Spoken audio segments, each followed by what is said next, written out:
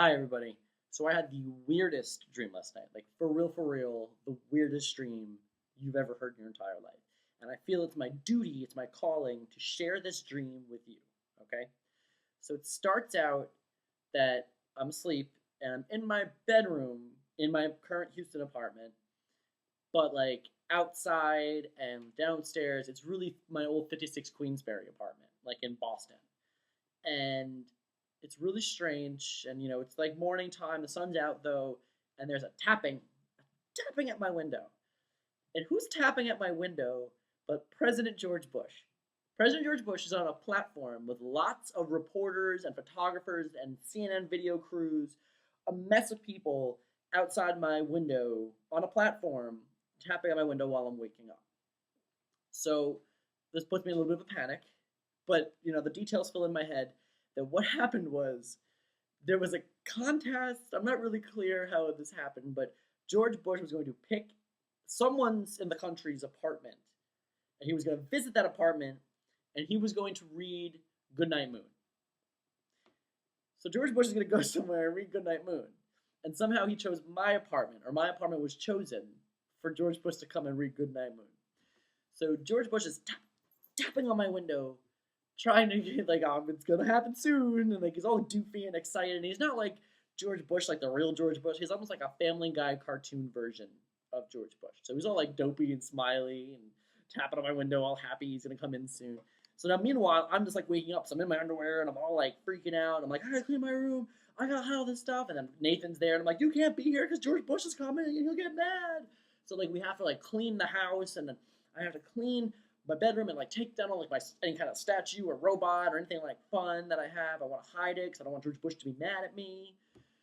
So then the whole day is me running around like a crazy person, preparing for George Bush to come in and read Goodnight Moon in my apartment. So I'm running and I'm encountering everyone I've ever met in my entire life, pretty much. My parents are there, and Nathan's there, and Elisa's there, and Dina's there, and Steph's there, and Nikki's there. Everybody's there, and then even like my like semi acquaintances in Houston are all there, and everybody keeps trying to distract me and being like, "Oh, let's go do something. Let's go do this. Let's go do that." And I'm like, "I can't. I have to get my apartment ready for George Bush to read Goodnight Moon. Goodnight Moon." And I'm like freaking out. So and as I keep going to my room, he keeps tapping. That's coming. We're coming in soon. It's gonna be great. He's all excited.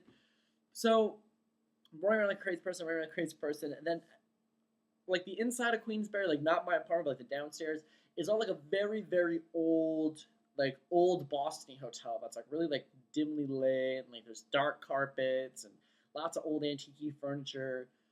And I keep running to my parents who keep wanting to like go out and like go to dinner or whatever. And I'm like, I can't. Preparing for Goodnight Moon. I'm freaking out. So finally, like I run downstairs one last time. I run outside, and there's a bunch of homeless people giving away free luggage. So I take a bunch of this free luggage upstairs because I feel like I need it. I don't think that's related, but whatever. So then, like, finally, like, the time is really drawing near. And I kicked Nathan out, and he had to go, and everything's clean. And my room is pretty sterile. Like, there's no real decorations up or anything. It's really, like, just plain.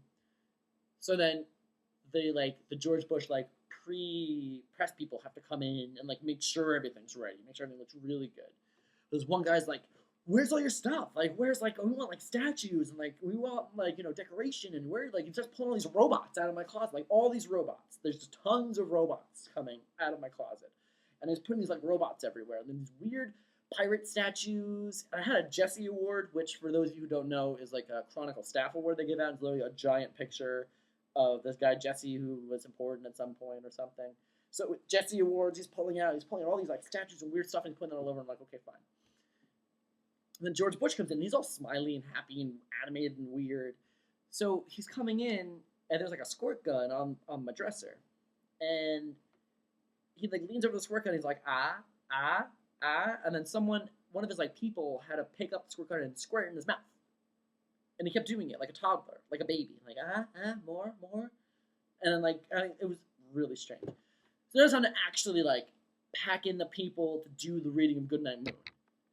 And all these people are packed in, and I can't like be in the room. Like, not that I can't, but I think there might have been too many people. So I'm like sort of like I'm in like what is my walk-in closet now. My walk-in closet's like another room with like a TV in it and stuff, and I can still like see what's happening, but I couldn't really be in there, and I was trying to get this other TV to work, but I couldn't get CNN to come up. So George Bush is reading Goodnight Moon, and then Alexis and Lindsay of Cake Bake Betty fame and festival fame are there, and they're wearing Obama in '08 shirts under blazers, and I keep being like really panicky, like, gotta keep that blazer on, don't take the blazer off, George Bush will get so mad. And like Susie's there and Brian, like all these like distant family members, just like literally everybody I know is there, and he's just reading Goodnight Moon, and then it just goes off without a hitch, and that was just the end of the dream.